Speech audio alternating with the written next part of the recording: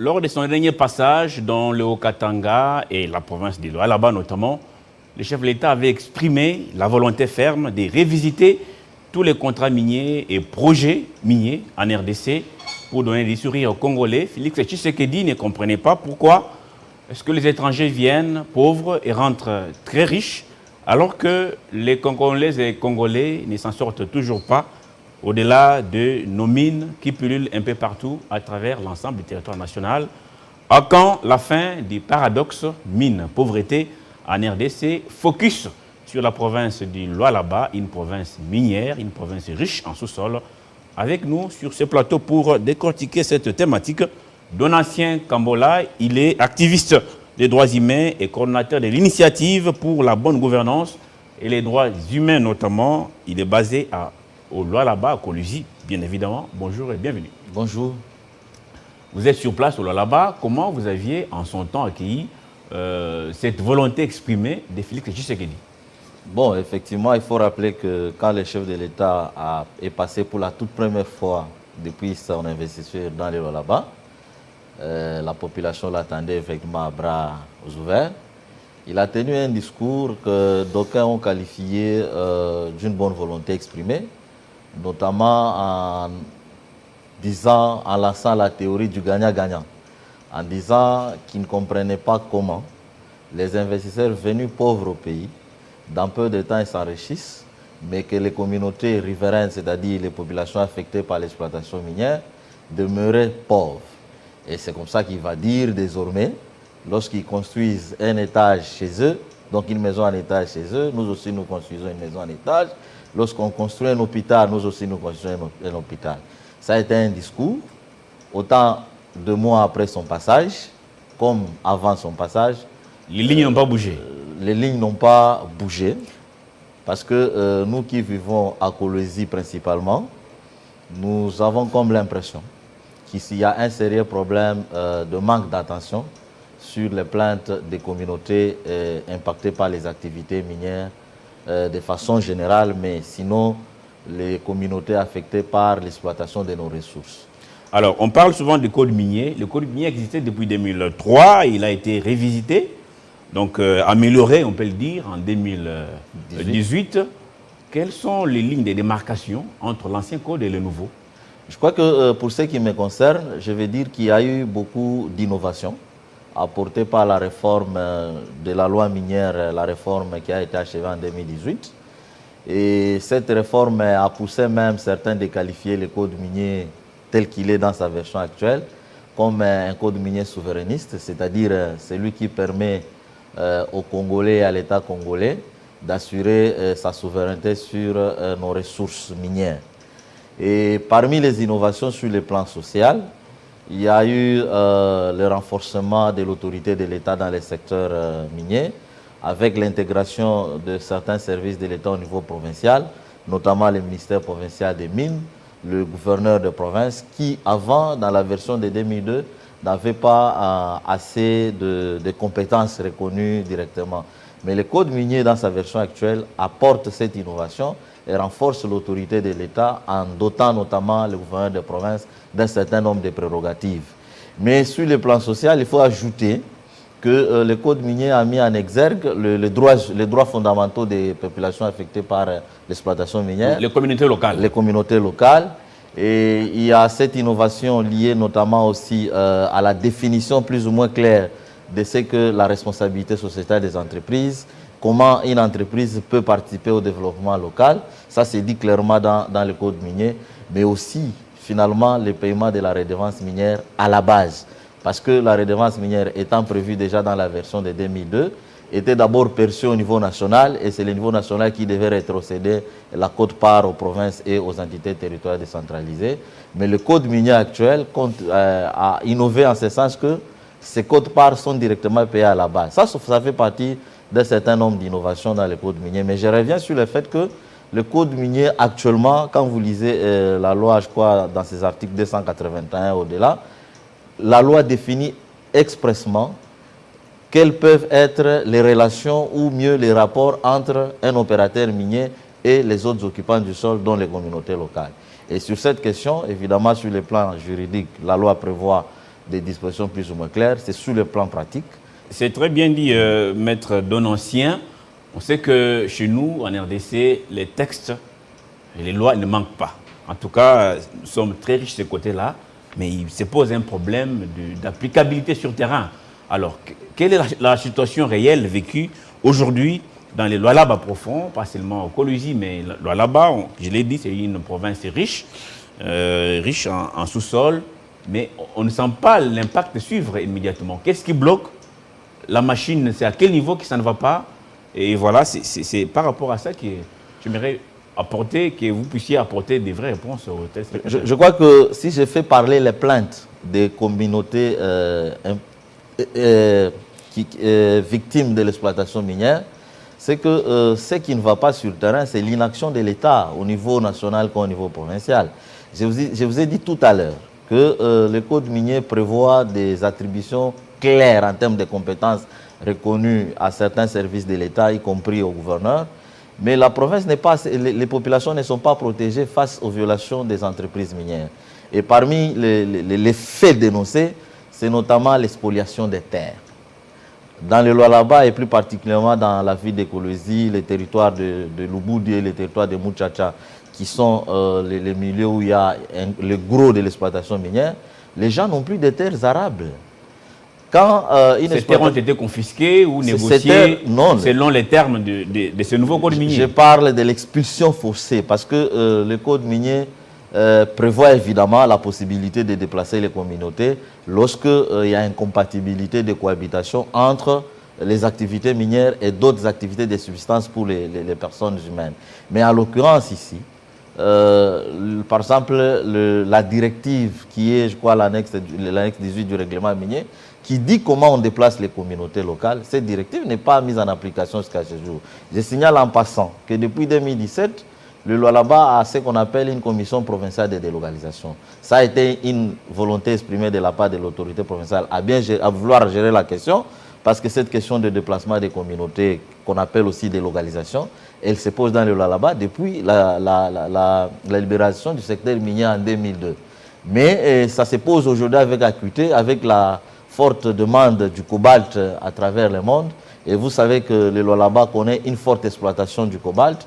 Nous avons plus de 60 entreprises au moins industrielles dans la zone. Mais à côté de ça, il y a l'exploitation minière artisanale qui se fait malheureusement même dans les zones résidentielles. Vous avez suivi tout ce que Madame le vice-gouverneur est allée recevoir un ouvrage de la part de l'entreprise Tengue Fungurume Mining. Mais dommage pour la population, celle-ci ne répond pas à de nombreuses accusations, plaintes de la population qui se plaignent contre notamment cette question de pollution au village Kibomboa, ainsi que les délocalisés par exemple de 2009, les personnes qui avaient été déplacées par TFM en 2009, jusqu'à aujourd'hui, ces gens-là ont des revendications posées. Alors, sur ce point, j'aimerais bien comprendre, Maître Donancien, vous avez le code minier. Ce code donne un certain nombre de prérogatives, notamment au gouverneur, à la division, vous avez dit, à la division provinciale des mines, à l'agence congolaise de l'environnement. Est-ce que les étrangers viennent d'eux-mêmes, ils chassent les communautés locales? Est-ce que c'est possible? Ou il y a un autre mécanisme obscur qui entraîne un peu tout ça? Il y a une certaine opacité dans la façon de procéder. Déjà, je dois dénoncer ici qu'on ne respecte pas la loi, parce que en réalité, l'opérateur minier devait le faire en initiant un processus de négociation, de consultation avec les communautés concernées par les déplacements. Et c'est une façon pour l'opérateur minier déjà de sensibiliser la communauté, mais de la faire participer à une prise de décision pour ce qui concerne son train de vie. Parce que dans ces pays, on garantit aux communautés locales le droit d'être consultés. Les investisseurs n'agissent pas seuls. Souvent, ils sont accompagnés par certains services de l'État, comme la division provinciale du pêche et de l'agriculture, qui travaillent notamment dans l'évaluation des biens, des champs. Ils sont accompagnés par la commission provinciale de délocalisation, telle que je l'ai dit depuis 2017. Mais sur terrain, il y a plusieurs plaintes. Et pour illustrer l'existence des plaintes, je peux vous dire qu'il existe chez nous à Kolosi, depuis un certain moment, une guéguerre entre l'Assemblée provinciale et la commission provinciale de délocalisation. Parce que l'Assemblée provinciale ayant écouté au moins en retard les plaintes des populations, a reconnu que dans l'évaluation des biens, notamment dans le quartier Chekamim Kolosi, qu'il y avait minoration, on minorait les biens de personnes, des individus. C'est ainsi que la commission a fait des observations plutôt l'Assemblée a fait des recommandations au gouvernement provincial à travers la commission provinciale. Et aujourd'hui, il y a tout un problème. On ne sait pas sur quel pied danser parce que les deux ne s'entendent pas. Mais pour nous, de la société civile... Mais en ce moment-là, vous qui êtes l'esprit éclairé, vous êtes défenseur des droits humains, quel est votre rôle dans cette configuration finalement? Notre rôle, dans la plupart des cas, a été celui déjà de mobiliser toutes les parties prenantes sur le respect des lois. Parce que nous avons... On dit que le Congo, c'est un état de droit, c'est-à-dire un état où il existe des textes juridiques, et lesquels textes juridiques s'imposent devant toutes les parties prenantes. Et le premier rôle, donc, est celui de mobiliser les parties prenantes, en l'occurrence les opérateurs miniers et les détenteurs de pouvoir que sont le gouvernement provincial et d'autres services de l'État. Notre rôle est aussi souvent celui d'être à côté de la population en les accompagnant. Et même en participant dans les émissions comme les vôtres, c'est une façon de mobiliser l'opinion pour dire nous devons donner toute notre attention à ce qui se passe à Kolosi parce que les richesses que Dieu nous a données devraient être pour nous une bénédiction et une opportunité de développement. Mais alors, qu'est-ce qui manque finalement pour imposer l'autorité de l'État dans le secteur minier? Il y a plusieurs éléments. Il y a déjà que ceux-là qui doivent agir, ils sont jugés partis dans la plupart des cas. Parce que beaucoup de politiciens... Donc ils sont étrangers et congolais en même temps?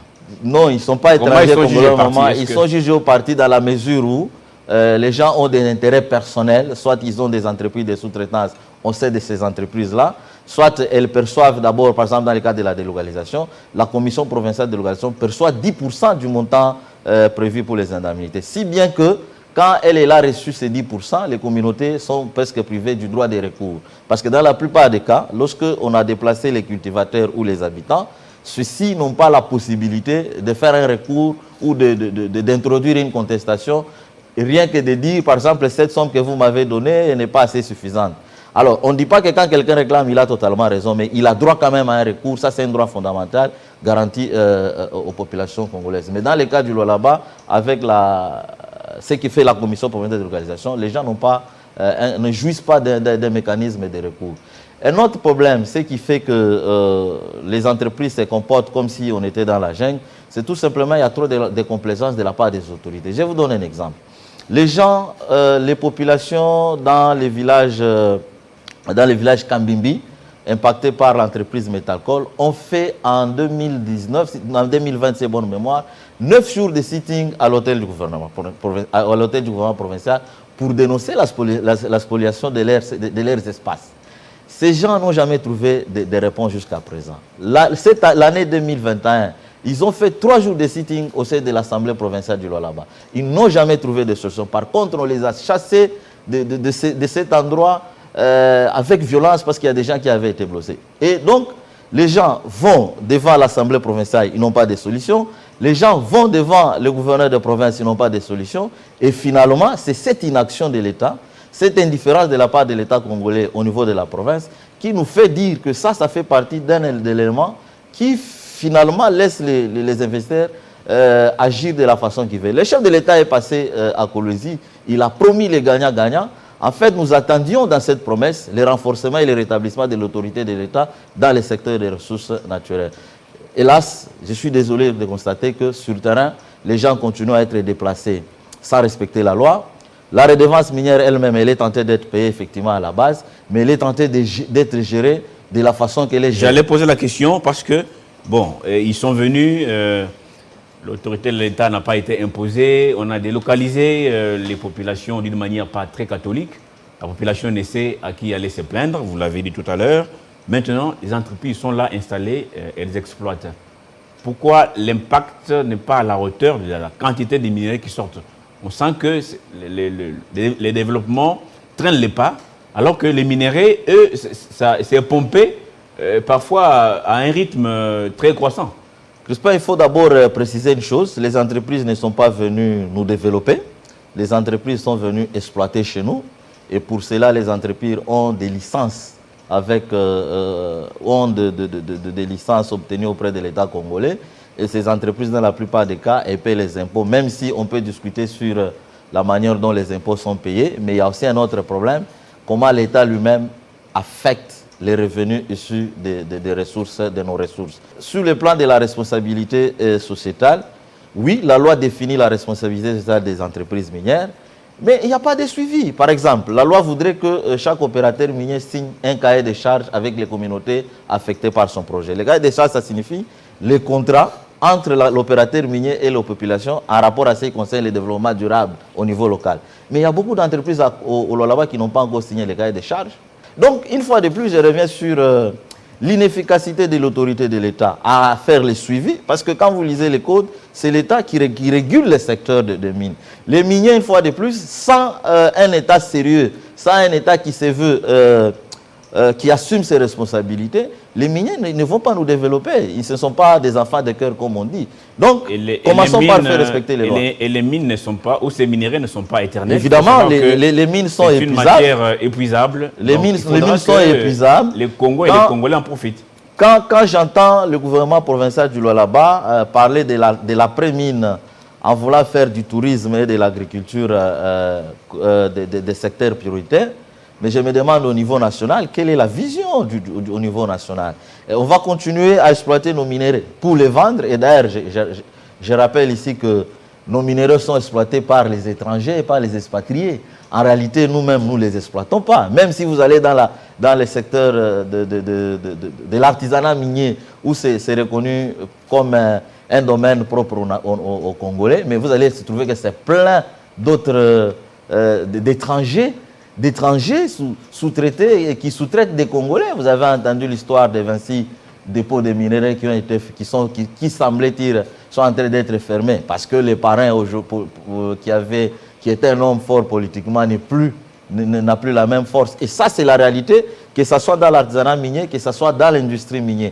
Et donc, sans l'autorité de l'État, sans le rétablissement de l'autorité de l'État dans les secteurs des mines, nous n'aurons pas les développements escomptés. On va continuer à parler de nombreuses richesses minières, mais on va continuer effectivement avec les paradoxes, pauvreté contre Votre diagnostic est passé, maintenant qu'on y est. Les étrangers viennent avec les entreprises, ils signent avec l'État congolais.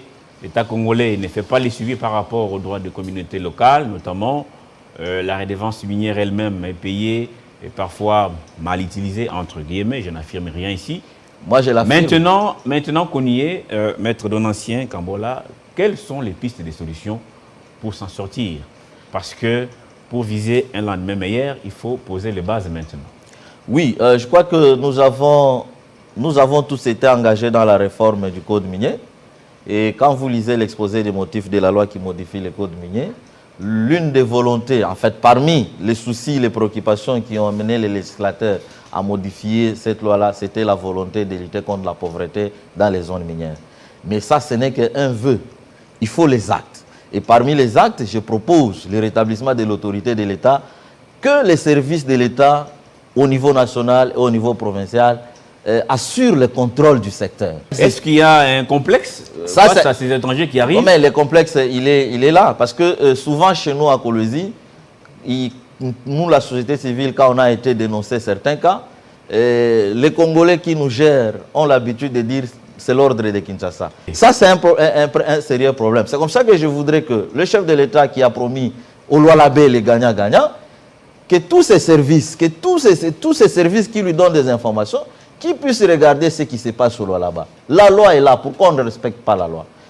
J'ai tenté de dénoncer l'interférence des hommes politiques qui ont des contrats de sous-traitance avec ces multinationales, si bien que quand vous avez un contrat de sous-traitance avec une entreprise X, lorsque la population dénonce, vous regardez d'abord votre contrat.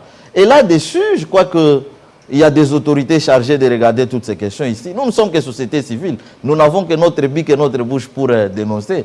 Mais ceux-là qui sont payés chaque fin du mois, d'ailleurs, je rappelle ici que nos autorités font partie des autorités au monde, si pas en Afrique, qui sont les mieux payées. J'ai dit qu'ils sont les mieux payés. Quand vous prenez nos députés au niveau national ou au niveau provincial, quand vous prenez nos ministres au niveau provincial et national, ça fait partie des autorités en Afrique au monde qui sont les mieux payés en termes d'argent. Et il suffit de regarder leur train de vie. Mais on les paye pourquoi? On les paye, ça, entre autres, pour protéger les communautés impactées par l'exploitation minière. Les gens n'ont plus de terres arables. Comment voulez-vous faire de l'agriculture un secteur porteur après les mines? Parce qu'il n'y a plus de terres arables. Aux environs de Koulouzi, les gens n'ont plus de terres arables. Nos rivières sont en train d'être polluées. Nous avons l'Agence congolaise de l'environnement qui existe et au niveau provincial. J'ai vu Madame la ministre de l'Environnement prendre des sanctions contre les entreprises qui se situeraient par-ci par-là. Mais aucune entreprise de Koulouzi n'a été frappée. Et pourtant, il y a des cas patents et des cas visibles. Une question maintenant d'une manière pratique, maître. Entre l'ancien code minier de 2003 et le nouveau code minier de 2018, qui est révisé tout simplement, qu'est-ce qui a bougé en termes de lignes dans les lois là-bas? Je vous disais qu'en termes de lignes... Qu'est-ce qui est de positif aujourd'hui? Ce qui est positif, c'est le paiement de la redevance minière à la base. Chez nous, nous avons des chefs de chefferie, des chefs de secteur, nous avons des bourgmestres, nous avons le maire de la ville de Koulouzi par exemple, nous avons la province du Lualaba qui perçoivent des grosses sommes en termes de redevances minières. Chez nous, nous avons des gens qui gèrent des millions mensuellement en termes de redevances minières, tout simplement parce qu'on a commencé à payer à la base. J'ai dit d'entrée de jeu qu'il y a un problème d'affectation de cet argent. Mais pour autant, on ne peut pas nier certaines actions qui sont menées. J'ai vu un bourgmestre chez nous qui a tiré une ligne d'électricité pour éclairer un quartier. Ça fait partie des initiatives à louer. J'ai vu les chefs de chefferie commencer à mettre vous arrivez dans un secteur, que les chefs de secteur commencent à réhabiliter des routes. Vous trouverez qu'il y a une volonté à bien faire la chose. Cependant, tout n'est pas parfait. Ça fait partie des éléments positifs que nous pouvons évoquer. Mais les problèmes demeurent. Par exemple, la province du Lualaba touche 25% des redevances minières sur autant d'entreprises qui sont en production. Quand je vais à Kassaj, qui est la deuxième ville de la province du Lualaba, je ne sens pas que nous sommes au Lualaba. Du coup, vous sentez qu'on travaille d'abord dans la ville de Koulouzi, avec par exemple 5-6 projets d'électrification, parce que vous avez la province qui est en train d'électrifier la ville, vous avez la mairie qui fait la même chose, vous avez une commune qui fait la même chose, par certains endroits vous avez une chefferie qui fait la même chose. Mais quand vous vous déplacez à Koulouzi, donc il vous suffit de faire 100 km vers le Lualaba profond, notamment vers la deuxième ville, vous allez voir que c'est la catastrophe. Et à Dilolo par exemple, il y a un phénomène, les gens vivent de l'agriculture. Koulouzi, au Lualaba, les gens ne vivent pas que des mines. Il faut le savoir. Les gens vivent d'ailleurs principalement grâce à l'agriculture. Et quand vous arrivez à Dilolo, les gens se plaignent de mauvaises récoltes. Parce que les maniocs, toutes leurs cultures sont en train de pourrir à cause d'un phénomène non pas identifié, ça fait 2 ans jusqu'à présent. Et le gouvernement provincial n'apporte pas une réponse à ces populations. Le Lualaba est victime de sa propre réputation. Dans l'artisanat minier, vous avez les Congolais qui viennent de partout. C'est comme ça qu'on parle d'une démographie aujourd'hui grandissante.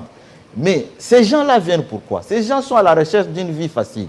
Parce que quand il va dans le secteur minier, artisanal, facilement il peut gagner 100 000 francs, il peut gagner 50 000 francs. Et ça lui permet de vivre contrairement à d'autres milieux à travers les pays. Mais là-dedans, c'est la jungle. C'est la jungle parce que le creuseur ou l'exploitant minier qui est à l'attaque, qui est à l'exploitation, sur la chaîne, qui est donc le premier maillon de la chaîne, ne gagne pas autant que les Chinois et certains Congolais qui ne sont que des porte-noms dans les secteurs, parce que les grands patrons là-bas sont des Chinois. Ainsi, vous avez dans les secteurs artisanaux des dépôts qui se retrouvent dans les milieux où on avait déjà fermé les dépôts. Est-ce que ces minerais sont vendus au juste prix ou c'est bradé tout simplement par... Déjà en termes de marché, il n'y a personne qui contrôle les marchés. Et vous le savez mieux que moi que le cobalt comme le cuivre, c'est le marché mondial qui détermine les prix. Dans le secteur industriel, ça s'achète par contrat entre l'opérateur minier et ses consommateurs de l'autre côté. Mais dans l'artisanat minier, il y a des dépôts de comptoirs d'achat. Mais dans ces secteurs-là, il n'y a personne qui fixe les prix. Quand vous allez aujourd'hui, par exemple, à 8 km de la ville de Koulouzi, je cite, c'est au village Tchaboula. Il n'y a pas de gisement là-bas. Il n'y a pas une zone d'exploitation minière artisanale. Mais il y a autant de dépôts. Et ces dépôts, on favorise la fraude. Les gens vont dans les remblais d'une entreprise industrielle qui est à côté. Bon, l'entreprise tolère, mais en réalité, c'est de la fraude. Alors qu'on avait salué les projets du centre de négoce qui avait été initié par le gouvernement provincial à son temps, mais aujourd'hui, ces centres-là, c'est devenu vraiment un projet, comme on dit, un éléphant blanc, et parce qu'aucun impact sur l'artisanat minier. Alors, parce que vous tirez sur la sonnette d'alarme aujourd'hui avec tous ces désordres dans le secteur minier, comment voyez-vous ces lois là-bas dans 10, 20 ans, si on continue sur cette même lancée aujourd'hui? Crispin, je ne vais rien inventer. À l'aube de l'installation du bureau, de l'Assemblée provinciale du Lualaba, nous sommes en 2019, les organisations de la société civile avaient saisi les élus du Lualaba pour dire, voilà les domaines dans lesquels vous devez agir. Si l'Assemblée provinciale, le gouvernement provincial, y compris le gouvernement national, on continue tel qu'on est en train de faire, ça signifie que c'est la misère qui nous attend. Et nous allons continuer à nous déclarer première producteur. Parce que lorsque les mines vont s'épuiser et que vous n'avez plus de terres arables, ça vous pose une catastrophe. Déjà, ça nous pose des sérieux problèmes. Ça nous pose des sérieux problèmes parce que on ne sent pas comment nous profitons de la manne minière aujourd'hui pour investir dans l'avenir autrement et nous maintenir. Les gens se contentent de construire des grandes maisons à Kinshasa, à Kolwezi, en Afrique du Sud. Apparemment, eux, ils ont déjà l'ambition de fuir. Mais nous qui n'avons pas la possibilité, nous disons, il faut qu'on gère très bien l'argent que nous gagnons des mines aujourd'hui pour que ça nous permette de survivre demain. Et c'est comme ça que j'étais en train de dire que pour la société civile, il faut que, l'Assemblée provinciale se ressaisisse et assure vraiment le contrôle de l'action gouvernementale. Et pour ça, il faut de temps en temps interpeller le gouvernement provincial pour savoir quelle est la vision. Parce que l'article 11 du Code minier veut que le gouverneur présente sa vision minière à l'Assemblée provinciale. Pour que nous sachions, l'Assemblée provinciale, par rapport aux mines, quelle est sa vision? Nous partons d'un point A vers quel point? Et à quel horizon? Et quelles sont les étapes par lesquelles nous traversons? Parce que quand vous arrivez au Lualaba, on va vous dire que depuis que Mme Fifi est à l'intérim, on a accru les recettes de l'artisanat minier. Mais qu'est-ce qu'on a fait? Mais laisse-moi vous dire que les retombées de ces soi-disant recettes ne sont pas visibles. On nous a habitués à des projets de visibilité, par exemple la construction de la résidence privée du chef de l'État au Lualaba, alors qu'il y a d'autres, les Lualabais ont d'autres problèmes. La résidence privée du chef de l'État au Lualaba n'est pas une priorité pour les Lualabais. En ce qui concerne le développement du Lualaba, les gens ont besoin de routes. Les gens ont besoin de l'éclairage public. Les gens ont besoin d'un système de santé fiable. Maître Donatien Kambolé, merci d'être passé. À quand la fin du paradoxe mine-pauvreté en RDC? Oui, les débats peuvent continuer. On peut faire ces débats à longueur des journées, des mois, des semaines, des années et autres. Mais si on ne prend pas conscience pour mettre de l'ordre dans ces secteurs, nous n'aurons que nos yeux pour pleurer. Merci d'avoir été les nôtres. Effectivement, nous refusons de pleurer. Il faut agir. Oui, il faut agir et c'est maintenant. Merci à vous tous que vous avez suivi des partout à travers le monde de rester sur Télé 50.